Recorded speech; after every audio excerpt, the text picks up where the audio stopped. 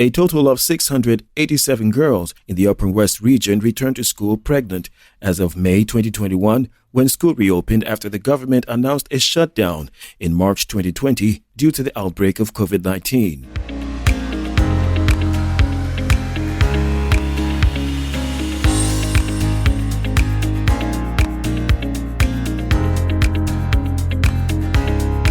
Out of the number, 50 of them were in Primary 4, 105 in Primary 5, 261 in Primary 6, 48 in JHS 1, 91 in JHS 2, and 139 in JSS 3. Madam Janet Ban, the Upper West Region Girls Education Officer, disclosed this in a presentation at the Back to School Campaign Review Workshop in WA.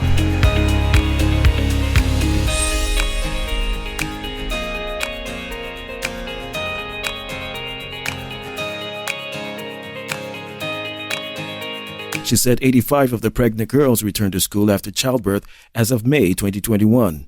She said out of the 85, 3 were in Primary 4, 5 each in Primary 5 and Primary 6, 13 in JHS 1, 24 in JHS 2, and 39 in JHS 3.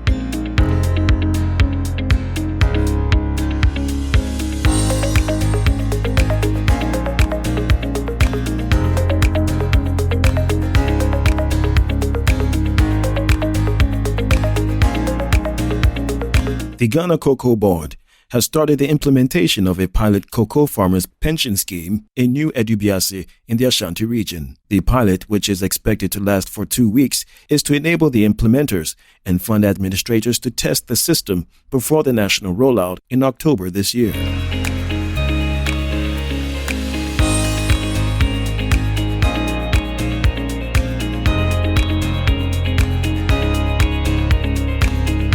Some 2,000 cocoa farmers are expected to be registered for the pilot exercise. President Akufo-Addo last year launched the National Cocoa Farmers Pension Scheme in Kumasi and announced that it would be rolled out in October this year.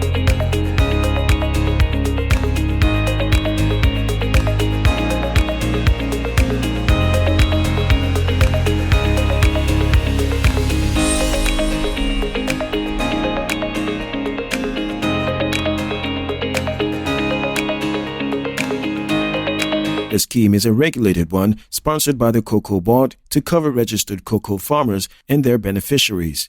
The scheme selected New Edubiase for the pilot project because it is the highest cocoa producing district in the Ashanti region.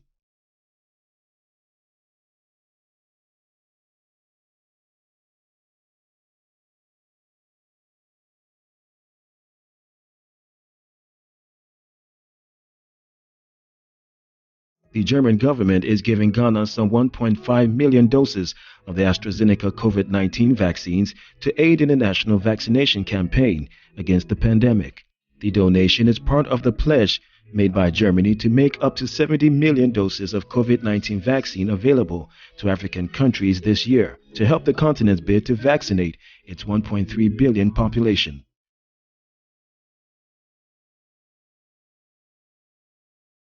German Chancellor Angela Merkel made the pledge last Friday after a summit with African leaders on the G20's Compact with Africa initiative held last week. The briefing was on the president's 7-day working visit to Germany from Sunday, August 22nd, at the invitation of the German Chancellor Angela Merkel.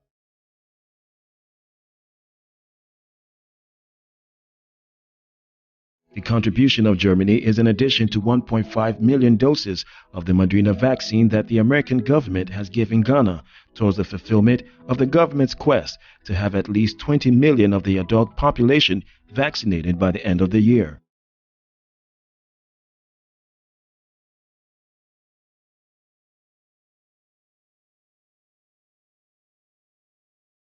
The Ghana Revenue Authority says it will reject any expenditure incurred by any company in Ghana without a value-added tax invoice starting from October. This, according to the authority, forms part of moves to, among other things, ensure that all tax revenue leakages are sealed.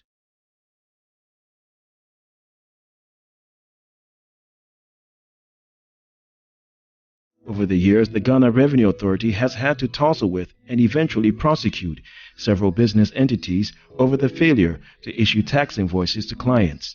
While speaking at the launch of the race initiative, the Commissioner General of the GRA, Reverend Amishadai Osu Amwa, said his outfit would no longer tolerate this situation.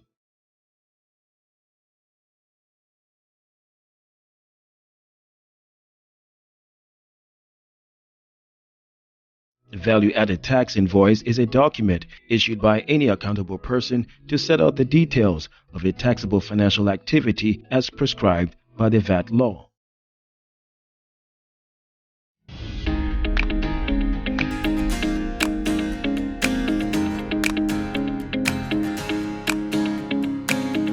The implementation of the African Continental Free Trade Area must be accompanied by policies supported by regional economies to ensure the inclusion of women and youth. AFCFTA in the Future report, Making the AFCFTA Work for Women and Youth, said the implementation should also improve the cooperation of customs to reduce trade costs.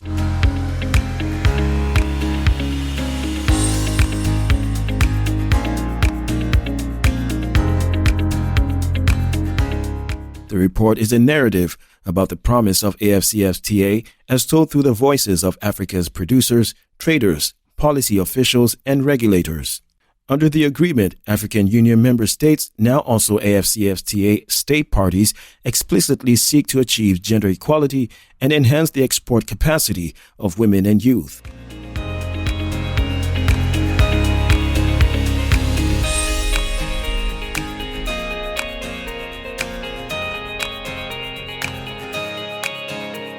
The report said limited property rights for women farmers led to low levels of investment, which limited the full potential of export-led growth. Similarly, women and youth may be limited from gains in agriculture due to barriers in access finance, productive resources, and other assets.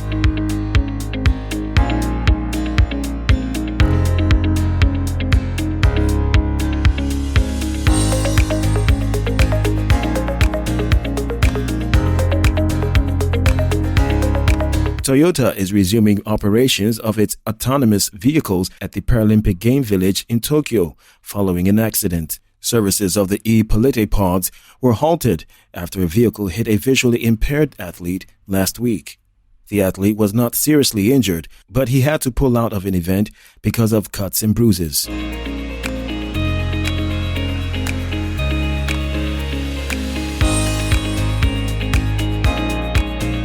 The vehicles will now have more operator control and extra staff to ensure they do not hit any more people. The company said that operators will now be given control over how fast the vehicle travel, with 2 members of safety staff on board rather than 1 to help look out for pedestrians.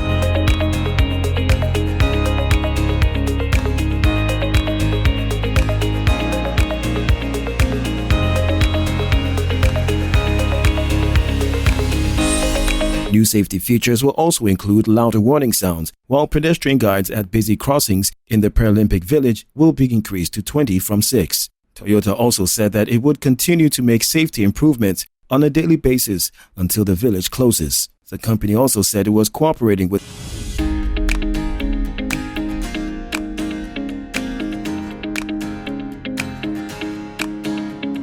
researchers are monitoring a new coronavirus variant found in South Africa. The C12, which has multiple mutations, has not yet been labeled as a variant of concern. Cases of the variant have been recorded in all provinces in South Africa and 7 countries in Africa, Asia, Europe, and the Asia-Pacific region.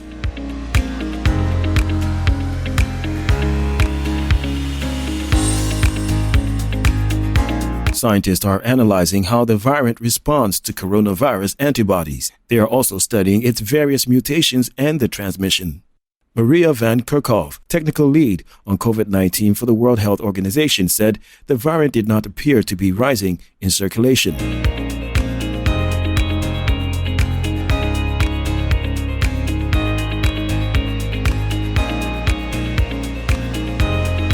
She said the Delta variant was still dominant and that the WHO would inform people if that changes. South Africa has been badly hit by the pandemic, with cases of both the Delta and Beta variant that are highly transmissible recorded.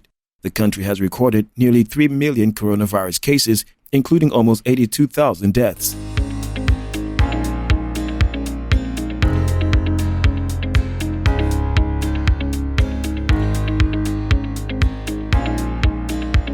The last U.S. military flight has left Kabul airport, marking the end of a 20-year presence in Afghanistan and America's longest war. Officials say the last C-17 aircraft took off with the U.S. ambassador on board after midnight local time on Tuesday.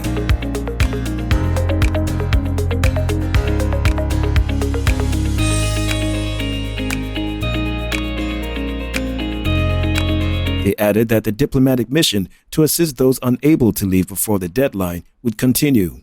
Celebratory gunfire by the Taliban was heard after the last plane departed.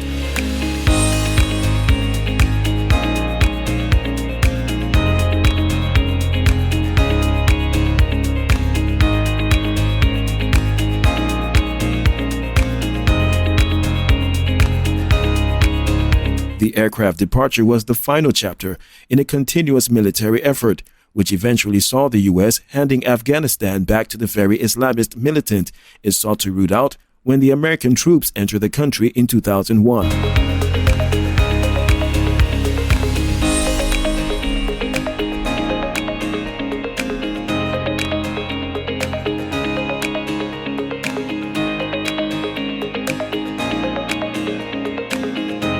The UN Security Council has renewed for a year sanctions imposed against targeted individuals and entities in Mali for obstructing the 2015 peace agreement.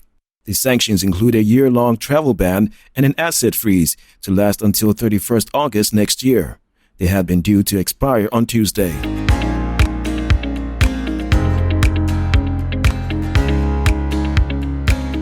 Those targeted are accused of involvement in planning, implementing, or perpetrating acts that violate international humanitarian law, including attacks on medical or humanitarian personnel. Human rights violations and abuses have increased significantly this year, according to the UN peacekeeping mission in the country.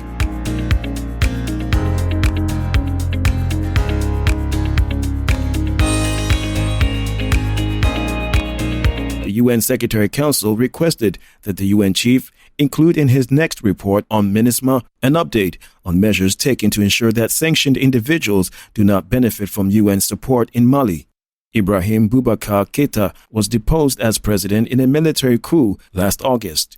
The military rulers in charge of a transitional administration have pledged to return the country to full civilian rule next year.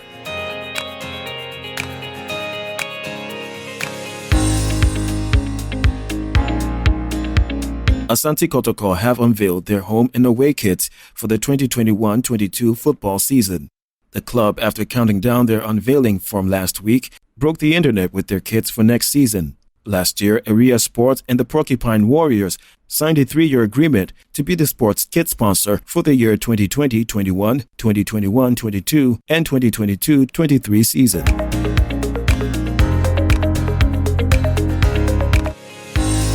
Kotoko maintained the red color for their home kit with tiny Adinkra symbols neatly scattered across the front. The record Ghana Premier League winners described the Adinkra symbols as decorative functions that also represent objects that encapsulate evocative messages that convey traditional wisdom and aspects of life.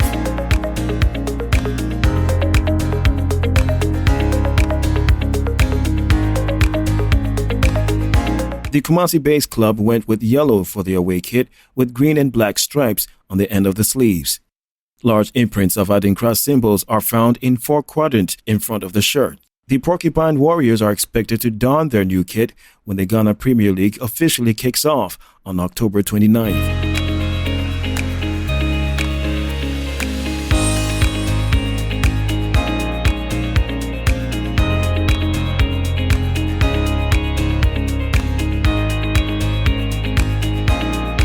Accra United have been fined 5,000 Ghana cedis for incidents that saw the club's Crosby Awuah Memorial Park indefinitely banned during the latter part of the 2020-21 season. It will be recalled that in an all-Premier League clash with Mediama SC in the MTN FA Cup round of 32 on Sunday, June 20th at Enyinase, there were incidents of assaults by the home fans on visiting team.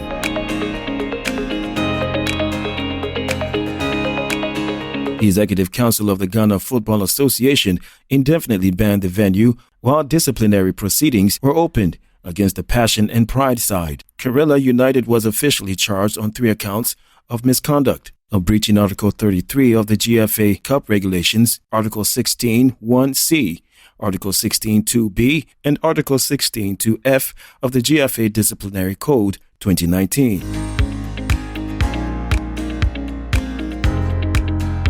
For failing to ensure the safety of the match officials and players, as supporters of the club were seen throwing stones at referees, throwing stones at Medeama players, and also throwing stones at Medeama SC's bus. The club was also charged after supporters of the club were seen throwing stones and causing damage to the glass windows of Medeama SC's bus.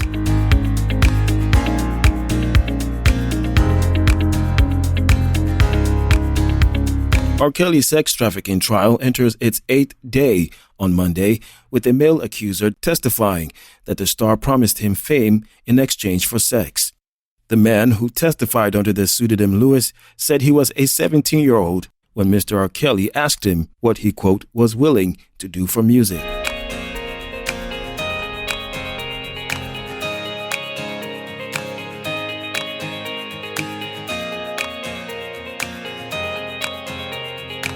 He then described how the singer crawled towards him and performed a sex act, even though, quote, I wasn't into it. Mr. Kelly, aged 54, denies all the charges against him.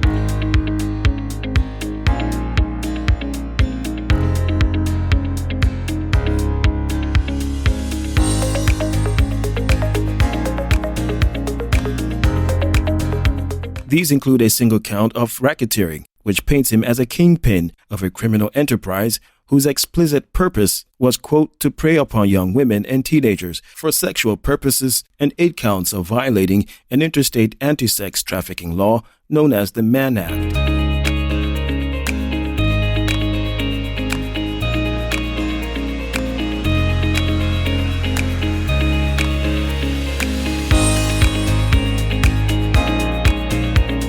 On the 1-year anniversary of Chadwick Boseman's death, several of his friends, collaborators, and admirers took to social media to honor him and his work. Boseman, famous for playing the titular role in Marvel's Black Panther, among many other films, died of colon cancer at age 43. His passing came as a shock to everyone. He had been diagnosed in 2016 but kept his illness private and continued to work.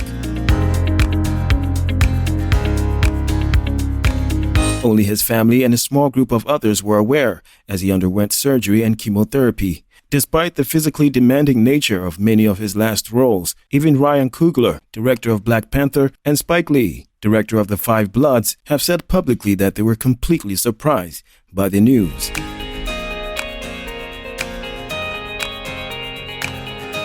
Lupita Nyong'o, who played Nakia opposite Boseman in Black Panther, reflected on Boseman's silent presence as well as his laughter, sharing a photo of the two of them on Twitter. Quote, I did not know that I could miss both his laughter and his silence in equal measure. Nyong'o wrote, quote, I do. 1 year after his passing, the memory of Chadwick Boseman remains this alive in me.